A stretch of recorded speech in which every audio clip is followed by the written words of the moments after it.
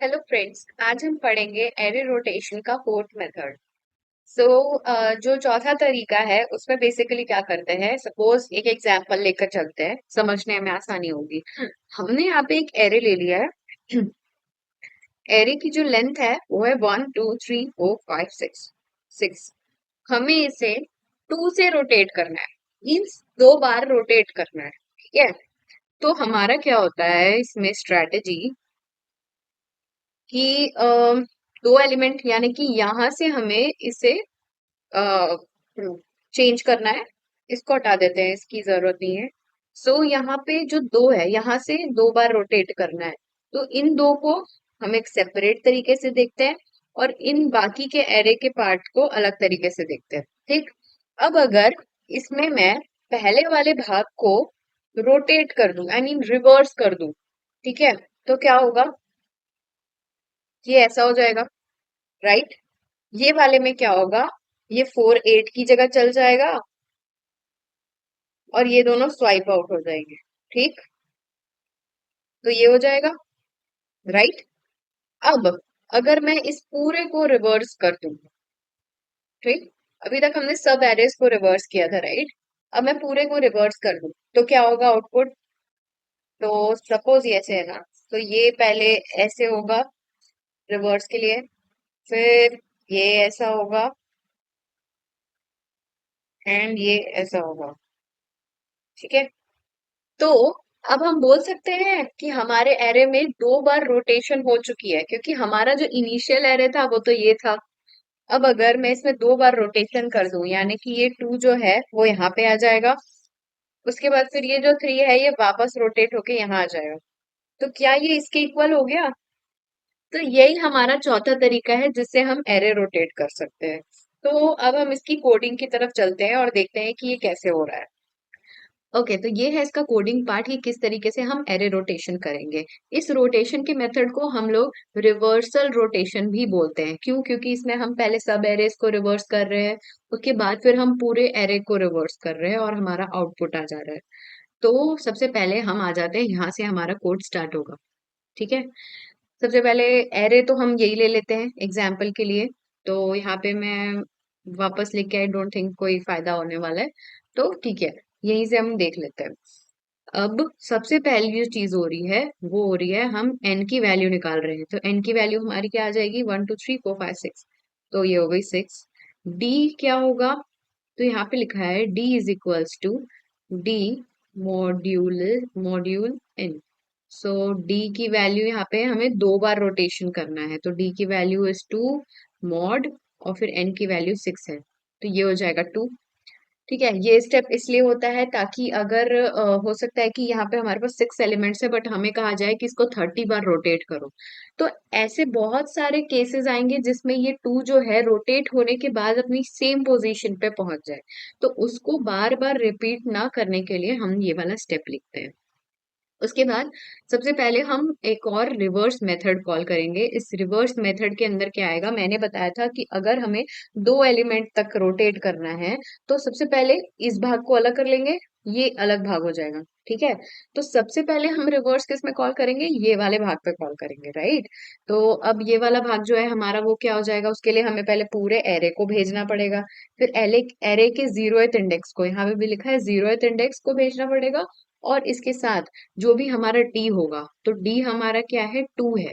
ठीक है, पर 2 -1 हम करेंगे। -1 इसलिए करेंगे क्योंकि हमारी इंडेक्स की वैल्यू जो है वो हमेशा 0 से स्टार्ट होती है, और डी जो है वो हम काउंटिंग में ले रहे हैं 1 2 3 4 5, हमने 0 इंक्लूड नहीं किया, इसलिए यहाँ पे हमने D-1 लिया है। तो D-1 यानी कि 2 - 1 इज इक्वल्स टू 1। 1 इंडेक्स ही हो गया, इसलिए 3। तो ये हो गया एक रिवर्स मेथड हम इसमें लगाएंगे, उसके लिए हम ये स्टेटमेंट लिखे हैं। दूसरा रिवर्स मेथड जो है वो है हमारे एरे तक, फिर डी से लेके यानी कि 2 इंडेक्स से लेकर के n-1 तक। n-1 कितना है? 5। तो 2 से लेके 5 तक यानी कि 8 से लेके 4 तक। ठीक है, तो ये इधर आ गया। अब लास्ट वाला जो रिवर्स है वो तो पूरे में चलेगा, एरे 0 से लेकर के 0th इंडेक्स से लेके n-1 तक, तो ये हमने सीक्वेंस में लिख लिया है। सबसे पहले आएगा इसका आउटपुट। ठीक, तो इसके आउटपुट से जो भी एरे चेंज हो जाएगा फिर एरे यहाँ पे जा रहा है। ठीक है, तो ठीक है। ठीक है, ठीक है, ठीक है। तो ये वाला जो मेथड है, अब ये यहाँ पे रिप्रेजेंट हुआ है। इसको हम डायरेक्टली अब यहाँ पे देखते हैं। ठीक है, तो यहाँ पे हमारे पास एरे आ गया। Starting index is 0, and index is d-1 यानी कि 1। ठीक है, तो अब इसके अंदर एक लूप चलेगी। ठीक है, ये जो मेथड लिखा हुआ है ये हमारा रिवर्स करने के लिए मेथड लिखा है, जो हमने ऑलरेडी पहले पढ़ लिया है। ठीक है, इसमें हो क्या रहा है कि ये जो वैल्यू है ये वाइल लूप तब तक चलेगी जब तक स्टार्ट जो है वो एंड के एंड से छोटा है। ठीक है, यानी कि स्टार्ट जो है 0 जो है वो जब तक 1 से छोटा है तब तक ये चलेगा। तो ठीक है, अब आ जाते हैं इंट टेम्प। हम एक वेरिएबल लेंगे जहां पर हम इसकी वैल्यू को स्टोर करेंगे। अब हम ऐसा क्यों कर रहे हैं, क्योंकि अगर हम 3 को डायरेक्टली उठा के यहाँ पे रख देंगे तो ये वाली वैल्यू लॉस्ट हो जाएगी, क्योंकि हमने अभी तक 2 को तो कहीं पे सेव किया नहीं है। तो वैसे ही हम एक टेम्प वेरिएबल लेंगे और उसमें इस वैल्यू को स्टोर कर देंगे। तो ठीक है, यहाँ पे सपोज मैं टेम्प वेरिएबल के लिए एक स्पेस रखी हूँ और यहाँ पे मैं इसको उठा करके डाल देती हूँ। ठीक है, तो ये आ गया टेम्प में। अब ये जो एरे की स्टार्टिंग इंडेक्स है ये तो एम्प्टी हो गई, तो अब इसको हम भरेंगे। इसको भरने के लिए हम इस वैल्यू को उठा करके यहाँ पर रख देंगे। ठीक है, ये हो गया। अब यहाँ वाली वैल्यू खाली हो गई, इसको भरने के लिए वापस टेम्प को यहाँ रख देंगे। इसी तरीके से हम स्वैप करते थे, हमने पढ़ा था रिवर्सिंग एंड एरे वाले कॉन्सेप्ट में। तो ठीक है, ये हो गया स्वैप। अब स्टार्ट की जो वैल्यू है वो प्लस प्लस हो जाएगी, यानी कि अभी 0 था तो 0 में प्लस प्लस किए तो ये हो गई 1। और एंड की वैल्यू जो कि 1 थी वो होगी माइनस माइनस, तो हो जाएगी 0। तो अब हम चेक करेंगे कि क्या 1 छोटा है 0 से, क्योंकि वाइल लूप की तो कंडीशन यही है। तो यहाँ पे फॉल्स हो जाएगा और हम लोग वापस रिटर्न आ जाएंगे इस स्टेप में। ठीक, अब ये वाला स्टेप जो है ये हमारा पूरा हो चुका है। ठीक, अब हम जो देखने वाले हैं वो है दूसरा स्टेप। ठीक है, तो ठीक है। हम्म, एक मिनट, कलर चेंज कर लेते हैं ताकि और अच्छे से समझ में आए। ठीक है, तो अब हम आ जाते हैं सेकंड वाले में। सेकंड वाला जब चलेगा तो इसके अंदर आएगा d इज इक्वल्स टू 2, और n जो है जो कि 6 था, तो 6 - 1 इज इक्वल्स टू 5। ठीक है, तो ये आ गया। अब यहाँ पे वापस से वाइल लूप चलेगी। वाइल लूप की कंडीशन है 2 जब तक एंड से यानी कि 5 से छोटा नहीं है तब तक ये, मतलब अगर 2 छोटा है 5 बड़ा है और ये कंडीशन ट्रू है तो हमारा चलेगा एरे। एरे नहीं, लूप। अब लूप आगे बढ़ेगी। हाँ, यहाँ पे फिर से हमने एक टेम्प वेरिएबल ले लिया। उसमें हमारा जो एरे का स्टार्ट है यानी कि ये है इंडेक्स 2। ठीक है, ये आके स्टोर हो जाएगा। ठीक है, ये स्टेप हो गया। फिर यहाँ पे पोजीशन खाली है, तो जो एंड इंडेक्स है हमारा, एंड इंडेक्स क्या था, ये वाला था फिफ्थ इंडेक्स। यहाँ पे देखिए हमने 4 पे फिफ्थ इंडेक्स लिखा हुआ है। अब ये यहाँ पे आके शिफ्ट हो जाएगा। ठीक है, और ये वाला स्टेप हो गया। अब जो एंड इंडेक्स था इसकी जगह खाली हो गई तो टेम्प से उठा के यहाँ रख देंगे। ठीक है, तो ये वाला हो गया। अब स्टार्ट में हम क्या कर रहे हैं, 2 प्लस प्लस, तो 2 plus plus is equals to 3, और 5 minus minus is equals to 4। ठीक है, तो अब हम आ गए ये वाले और ये वाले इंडेक्स में। यहाँ पे भी देखिए 10 में 3 लिखा है, 5 में 4 लिखा है, तो ये और ये वाले इंडेक्स पे अब हम लोग इस वाइल लूप को चलाएंगे। वापस वाइल लूप चलेगी। वाइल लूप में फिर से हम कंडीशन चेक करेंगे कि हमारा 3 जो है क्या वो 4 से छोटा है, तो ऑब्वियसली छोटा है। तो फिर से एक टेम्प वेरिएबल है जिसको यहाँ पे रखेंगे, इस इंडेक्स को यहाँ शिफ्ट करेंगे, इसको वापस यहाँ शिफ्ट कर देंगे। फिर यहाँ पे जो स्टार्ट की वैल्यू है वो चेंज हो जाएगी और अब हो जाएगा 3 प्लस प्लस यानी कि 4, और यहाँ पे हो जाएगा 4 minus minus is equals to 3। अब जब हम वापस वाइल लूप में कंडीशन चेक करेंगे तो हम देखेंगे कि क्या हमारा जो 4 है वो छोटा है 3 से, तो यहाँ पे कंडीशन फेल हो जाएगी और हम वापस से रिटर्न करके इस स्टेटमेंट में पहुंच जाएंगे। ठीक है, अब लास्ट जो हमारा चल रहा है वो है ये वाला मेथड। ठीक, इस मेथड में हम क्या कर रहे हैं कि हम एरे भेज रहे हैं, 0th इंडेक्स भेज रहे हैं और n-1 भेज रहे हैं। ठीक है। तो अब हमारा ये एक एरे है जिसको हमको पूरे को रिवर्स करना है। तो हम रिवर्स करने के लिए क्या कर रहे थे, एक टेम्प ले रहे थे, इसको टेम्प में रख रहे थे, फिर इसको उठा के थर्ड पोजीशन पे रख दे रहे थे, और जो टेम्प था उसको वापस यहाँ रख दे रहे थे। तो यही सेम चीज हम फॉलो करने वाले हैं अब यहाँ पे। ठीक है। तो सेम हम यहाँ पे आएंगे, while लूप चेक करेंगे और ये सारी कंडीशंस चलेगी। ठीक है, वही सेम तरीका है कि यहाँ पे टेम्प पे रखे, यहाँ पे गए, फिर इसको हमने यहाँ रख दिया। ठीक, फिर ये वापस यहाँ आ गया, फिर ये टेम्प में आया, फिर ये ऐसे गया, ये ऐसे आ गया, फिर ये टेम्प में आया, ये इसकी प्लेस में आया, और ये इसकी प्लेस में आ गया। तो हमारा एरे जो है वो रोटेट हो चुका है। ठीक, यही हमारा एंड रिजल्ट था। अब हम वेरीफाई कैसे करेंगे, ये हमने पहले एरे लिया था, ये उसकी वैल्यू है। जब मैं इसमें रोटेशन परफॉर्म करती 2 बार, तो क्या होता, 2 जो है वो सबसे पहले यहाँ आता, रोटेट होके 4 के पीछे लग जाता, राइट। अब जब दूसरी बार रोटेशन परफॉर्म होता, तो ये वापस से 3 उठता और ये 2 के राइट साइड में आ जाता, राइट। तो अब हमारा जो एरे है वो आप मैच करके देखिए ये वाले से, तो ये दोनों सेम है। तो इस तरीके से हम अपना रिवर्सल रोटेशन एल्गोरिदम परफॉर्म करते हैं एरे को रोटेट करने के लिए। तो ये हमने जो पढ़ा है वो है left rotation, left side rotation. अब हम नेक्स्ट जो पढ़ने वाले हैं वो होगा राइट साइड रोटेशन। उसमें क्या होता है, अभी हम इन पूरे एरेज को लेफ्ट साइड लेके जा रहे थे और आगे से वैल्यूज उठ उठ के पीछे जा रही थी। अब इसका अपोजिट होगा, अब हम रिवर्स करेंगे एरे को, सॉरी रोटेट करेंगे राइट तरफ। ठीक है, तो इसमें क्या होगा, पीछे से एलिमेंट्स उठ उठ के आगे जाएंगे। तो इस तरीके से राइट एल्गोरिथम परफॉर्म करेंगे। अभी के लिए इतना ही। एक और चीज जो हम डिस्कस करना भूल गए थे वो है कि इसकी टाइम कॉम्प्लेक्सिटी और स्पेस कॉम्प्लेक्सिटी कितनी होगी। तो इसकी जो टाइम कॉम्प्लेक्सिटी होगी वो बिग ओ ऑफ एन होगी। क्यों, क्योंकि हम हर एक एलिमेंट के ऊपर 2 बार इटरेट कर रहे हैं, राइट। एक बार हम ये कर रहे हैं, फिर हम इसको कर रहे हैं, और फिर पूरे को रिवर्स कर रहे हैं। ठीक है, तो ये लूप के अंदर लूप नहीं आ रहा, इसलिए इसकी टाइम कॉम्प्लेक्सिटी n होगी। और इसकी जो स्पेस कॉम्प्लेक्सिटी होगी वो भी 1 होगी, क्योंकि हमने कोई और एरे यूज नहीं किया है, हम उसी में स्वाइप आउट कर रहे हैं और सिर्फ एक टेम्प वेरिएबल का यूज कर रहे हैं। तो ये हो गई इसकी स्पेस कॉम्प्लेक्सिटी। हेलो फ्रेंड्स, अभी तक हमने पढ़ा था लेफ्ट रोटेशन के बारे में, अब हम पढ़ेंगे राइट रोटेशन के बारे में। अभी हमने जस्ट लेफ्ट रोटेशन में पढ़ा था एक एल्गोरिदम जिसका नाम था रिवर्सल रोटेशन एल्गोरिदम, जिसको हम लोग यूज कर रहे थे लेफ्ट रोटेट करने के लिए। पर सेम हम यूज कर सकते हैं राइट एरे रोटेशन के लिए भी। जैसे फॉर एग्जाम्पल, अभी दूसरा वाला मेथड हटा देते हैं, अभी पहले जो हमने ऑलरेडी डिस्कस कर लिया है लेफ्ट रोटेशन के लिए वो देखते हैं। तो सपोज ये एक हमारा एरे है, ठीक है, इसमें n is equals to 6 values है। इसको हमको d बार रोटेट करना है, पर इस बार राइट रोटेशन होना चाहिए।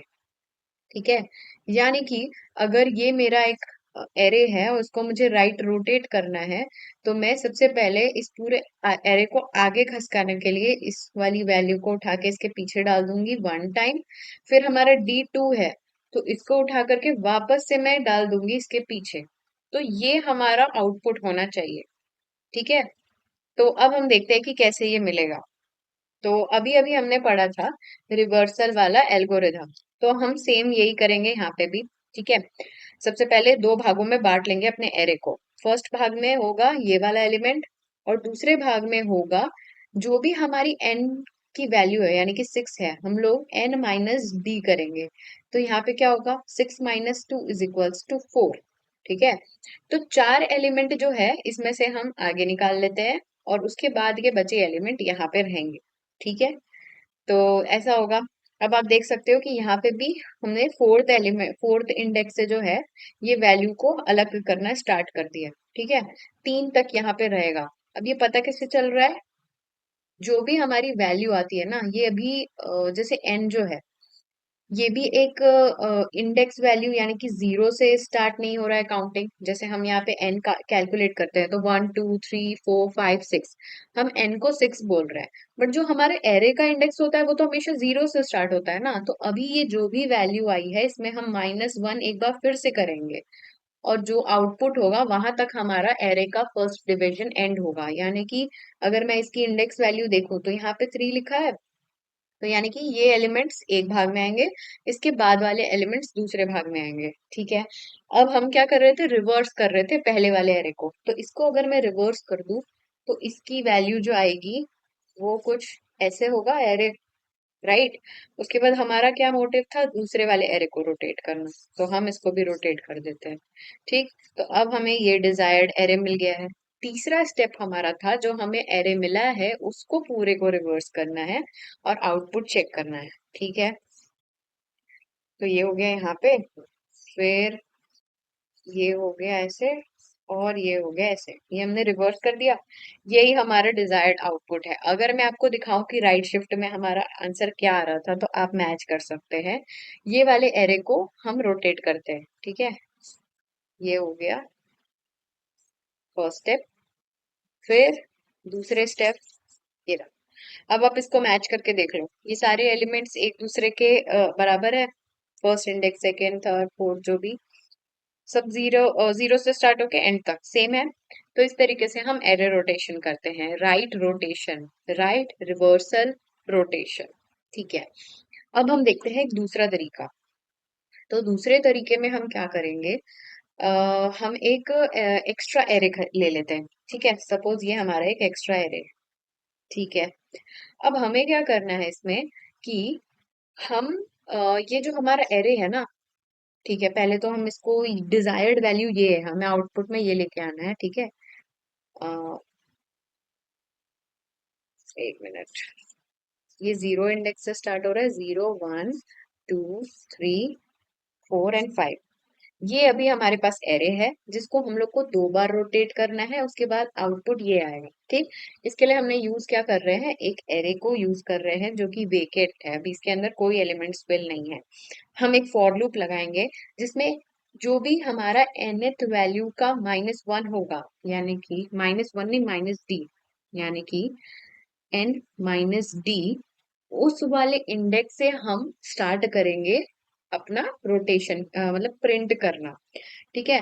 तो सबसे पहले हम एरे का n-d एलिमेंट जो है उसको अपने एरे ऑफ फर्स्ट इंडेक्स तक पहुंचाएंगे। ठीक। तो ठीक है। तो अभी हमारा जो n-d है वो हो गया 4, यानी कि फोर्थ इंडेक्स को हम उठा करके डाल देंगे 0 पे। ठीक है। फिर n-d-1। ठीक है। इसको अगर अब बेसिकली फॉर्मूले के तरीके से मैं लिख लूं तो हम बोल सकते हैं ना कि जो भी एरे ऑफ n-d-i होगा उसको हम शिफ्ट करते जाएंगे एरे ऑफ i में। ठीक है। तो अभी इसकी वैल्यू क्या आ रही है, 6, -2, -0, क्योंकि हम 0th इंडेक्स पे थे। ठीक है। और इसकी वैल्यू क्या हो जाएगी, एरे ऑफ आई की वैल्यू क्या हो जाएगी यहाँ पे, ये तो 0 है। ठीक है। तो ये हो जाएगा 4। तो 4 को हमको 0 में डालना था, तो यहाँ से 4 उठा के हमने यहाँ पे डाल दिया। ठीक। अब जो, जब i की वैल्यू जो है वो इक्वल्स टू 1 होगी तब क्या होगा, अभी तक i की वैल्यू 0 पे चल रहा था। ठीक है। अब i की वैल्यू जब 1 होगी तो इसमें क्या आएगा, तो इसमें आएगा एरे ऑफ n-d-i। ठीक है। इसको हम चेंज कर देंगे एरे ऑफ i से। तो ये हो जाएगा n की वैल्यू 6, -2, -1। ठीक है। और यहाँ पे आ जाएगा 1। तो ये होगा 4 -1 तो 3। सॉरी, मैंने कुछ गड़बड़ कर दी है। ओके ओके ओके, ये फॉर्मूला थोड़ा सा गलत हो गया है, यहाँ पे प्लस साइन होगा। ठीक है। ये प्लस होगा। तो ये 6 - 2 = 4, 4 + 1 = 5। ये हो गया 5। और यहाँ पे ये 1। तो अब फिफ्थ इंडेक्स कहाँ पे है, ये रहा। इसको उठा के हमको डाल देना 1 पे। ठीक। अब जैसे ही यहाँ पे हम एक कंडीशन लगाएंगे कि जैसे ही हमारा जो वैल्यू है, ये जो जो भी वैल्यू आ रहा है, ये ग्रेटर देन n-1 हो जाए या इक्वल्स टू 1 - n हो जाए, ये हम स्टॉप कर देंगे। ठीक है। तो अभी हमारा जो वैल्यू था वो कितना हो चुका है? ये 5 हो चुका है। तो 5 जो है वो इक्वल्स टू n-1 है, राइट? तो इसलिए हमको यहाँ पे इस चीज को टर्मिनेट करना पड़ेगा। अब जो दूसरा लूप चलेगा वो अभी भी अब इस एरे में ही चल रहे हैं हम। अभी तक वो फॉर लूप खत्म नहीं हुआ है, हमने इफ एल्स में कंडीशन लगाई हुई थी, ठीक है? अब ठीक है, अब i इक्वल्स टू जब 0 आएगा तो क्या होगा यहाँ पे? अब हमें यहाँ पे चाहिए एरे ऑफ i की वैल्यू। अब i यहाँ पे क्या हो चुका है? 0 1 2, यानी कि 2 हो गया, ठीक। अब 2 पे कौन सी वैल्यू आनी चाहिए? तो यहाँ पे आएगी एरे ऑफ i की वैल्यू। i नहीं, सॉरी, मतलब जो इंडेक्स ये वाले एरे का इंडेक्स स्टार्टिंग इंडेक्स से स्टार्ट होगा, तो यानी कि j एक वैल्यू ले लेते हैं हम लोग, ठीक है? तो ठीक है, तो यहाँ पे चलेगा, यहाँ का स्टार्टिंग इंडेक्स चलना स्टार्ट हो जाएगा, ठीक है? तो हमारे इस एरे का जो 0th इंडेक्स है, जितना भी अब बचा हुआ है हमारे इस एरे में, वो सब हम लाइन बाय लाइन आकर के यहाँ पे लगा देंगे। और जब हम आउटपुट चेक करेंगे तो हम देखेंगे कि ये जो ये एरे है वो ऑलरेडी अब रोटेट हो चुका है। राइट रोटेशन 2 टाइम्स परफॉर्म हो चुकी है। तो इसी तरीके से हम अपने जो फिर i इक्वल्स टू 3 में एरे ऑफ जे की वैल्यू तब तक इंक्रीज हो चुकी होगी, जे प्लस प्लस, फिर वापस जे प्लस प्लस करते करते करते करते हमारी एरे फिल हो जाएगी। तो ये हो गया दूसरा तरीका राइट रोटेशन ऑफ एरे का। तो अगर हम राइट रोटेशन के कोड को देखें तो यहाँ पे हम देख सकते हैं कि हम सेम यही चीज कर रहे थे। सबसे पहले राइट रोटेट करने के लिए हम ये निकाल रहे थे ताकि अगर सेम, जैसे सपोज हाइट हमारी जो लेंथ है वो 6 हो जाए, बट हमें रोटेशन 30 बार 20 बार करना होगा, तो सेम पोजीशन पे array same to same rotate होने के बाद अपनी सेम एरे पोजीशन पे आ जाए। ऐसे बहुत बार होगा, तो अवॉइड करने के लिए कि उतनी बार लूप ना चलाना पड़े, ये स्टेप उसके लिए है। उसके बाद हमने फॉर लूप लगाया है जिसमें i इक्वल्स टू 0 से लेके ये n तक चलेगा, n-1 तक। फिर हम कंडीशन चेक कर रहे हैं, इफ कंडीशन, एल्स कंडीशन। सबसे पहले हम केथ एलिमेंट्स, यानी कि जितने भी एलिमेंट को हमको राइट स्वाइप करना था उस वाले को रिवर्स कर रहे हैं। और फिर जैसे ही वो कंडीशन जो है ये सेटिस्फाई हो जाएगी, उसके बाद हम एल्स कंडीशन वाले, मतलब स्टार्टिंग के जितने एरे थे उनको प्रिंट करते हैं। तो ये एक बहुत आसान सा तरीका है जिससे हम लोग रोटेशन कर सकते हैं। बात करते हैं इसकी टाइम कॉम्प्लेक्सिटी और स्पेस कॉम्प्लेक्सिटी की। तो इसकी टाइम कॉम्प्लेक्सिटी है बिग O ऑफ n, क्योंकि हम, आप देख सकते हैं फॉर लूप चल रही है जो सिर्फ 0 से n तक चल रही है, इसके अंदर कोई और मल्टीपल फॉर लूप है नहीं। स्पेस कॉम्प्लेक्सिटी की बात करें तो इसमें हमें किसी भी स्पेस कॉम्प्लेक्सिटी की जरूरत नहीं है अगर सिर्फ एरे को प्रिंट कराना हो, ठीक है? अगर सिर्फ एरे को प्रिंट कराना हो तो किसी भी स्पेस कॉम्प्लेक्सिटी की जरूरत नहीं है, क्योंकि हम इस तरीके से ही इटरेट करेंगे कि पहले ये दोनों को प्रिंट करा दें फिर बाकी एलिमेंट्स को। बट अगर हमें उस एरे को ही पूरे को रोटेट करके दिखाना है तो फिर हमें एक न्यू स्पेस की जरूरत पड़ेगी। तो इसलिए अभी मैं यहाँ पे कांस्टेंट लिख दे रही हूँ, क्योंकि अभी तो हमने सिर्फ प्रिंट करने के लिए पढ़ा है कि हम कैसे प्रिंट करा सकते हैं। तो हमने एक वेकेट एरे ले ली और फिर हम उसमें यहाँ से कॉपी करना स्टार्ट किया हमने, और उस तरीके से। तो अब जो तो अब जो हम नेक्स्ट पढ़ने वाले हैं वो है about how to search, insert and delete in an array. Array भी दो तरीके के एरो एरे में हम ये देखेंगे, इंसर्शन, डिलीशन और सर्च ऑपरेशन। एक होगा सॉर्टेड एरे और एक होगा अनसॉर्टेड एरे। तो अब हम देखते हैं नेक्स्ट टॉपिक।